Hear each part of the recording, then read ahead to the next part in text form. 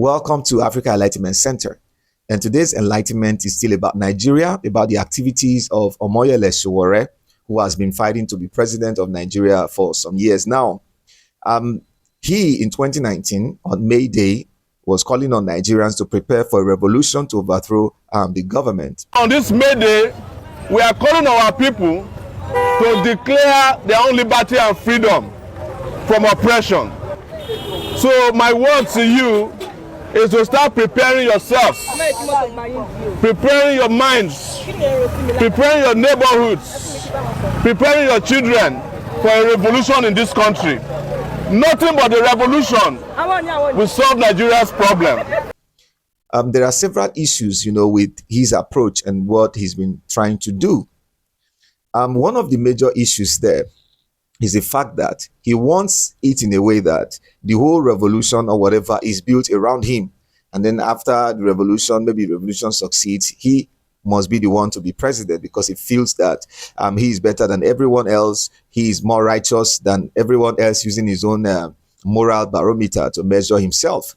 Now, the core issues that we need to look at beyond emotions, and this one is talking especially to supporters of Sowore. Beyond emotions, we have to look at certain core issues that are very, very important.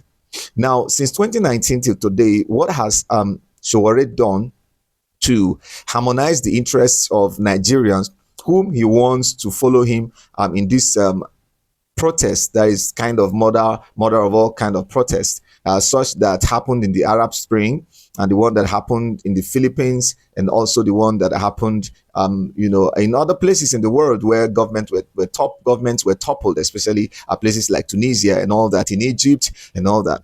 So when you look at it critically, there are several factors that you must consider.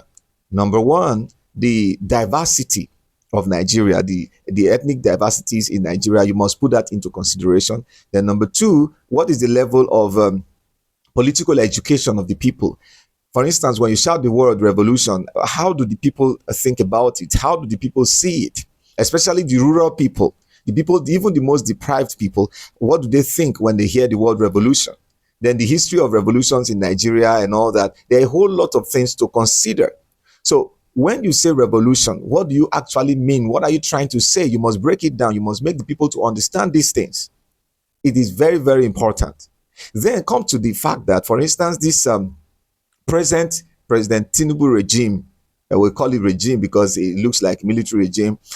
What are the things that we must consider when you're talking about a revolution in this country? For instance, the kind of revolution you're talking about for people to come out massively to protest and topple the government. When you think about that, you must put a lot of things into consideration. One, you talk about ethnicity, you talk about political education, and you also talk about religion. Now, when you come to ethnicity, the person that's currently occupying the president's position right now is a Yoruba man. And you have a lot of Yoruba sentiments that are, around him. The average Yoruba person will not come out to protest when his brother is the president of the country.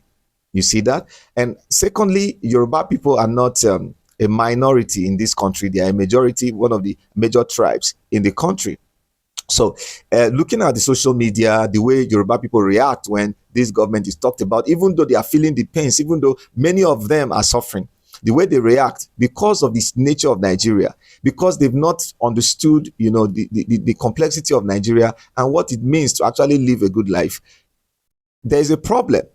So there is an information gap, there's a knowledge gap that needs to be filled. So what has Sowore been doing to fill this gap? You have to understand that. Then secondly, you talk about the issue of religion.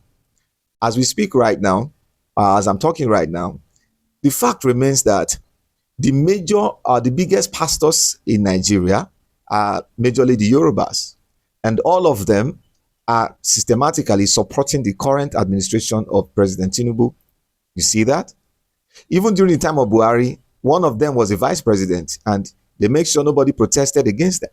So these pastors, they only protested against Jonathan because Jonathan was from a minority. And when they galvanize support from all the majorities in Nigeria, they're going to get it. You see that against a minority, a president from a minority. Now you look at the indices, you see that these pastors, they are pro-Tinubu. Talk about Pastor Adeboye, you talk about even Oyedipo, just name them.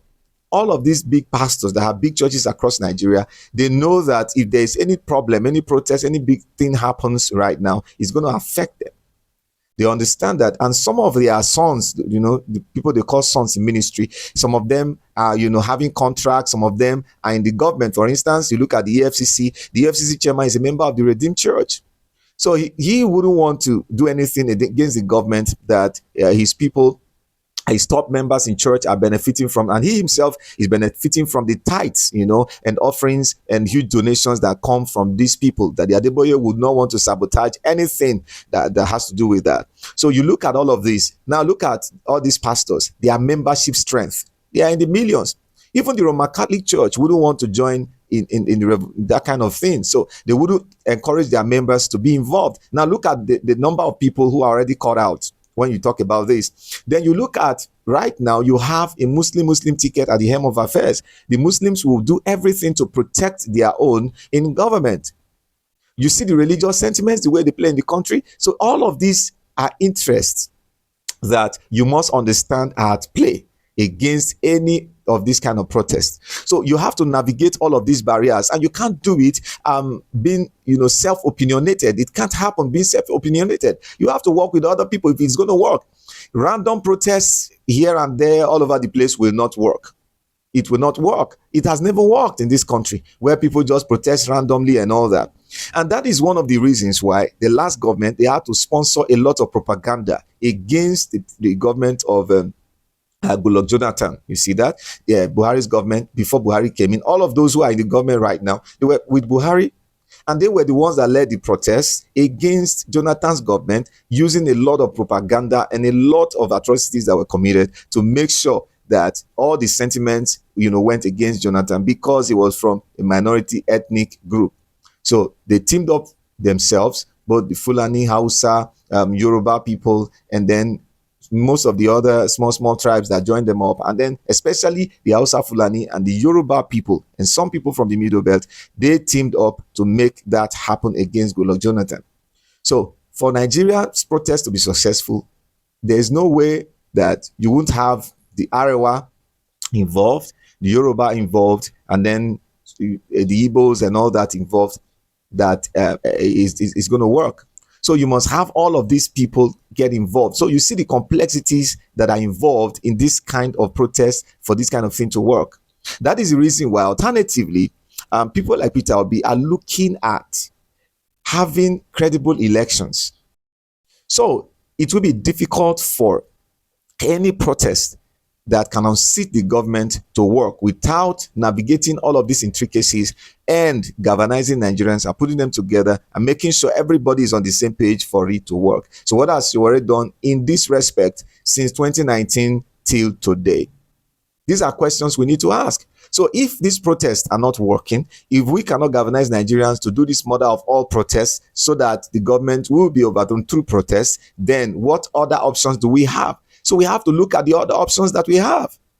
So stay tuned. In the next video, I am going to examine the other options that I think that we have as Nigerians, to take back our country from the ruling elite. And these elite, they are from all the different tribes, that have become another tribe in Nigeria, that are ruling to the detriment of other people. There are several ways this can work aside what Sowore is proposing, because Sowore cannot even make it happen.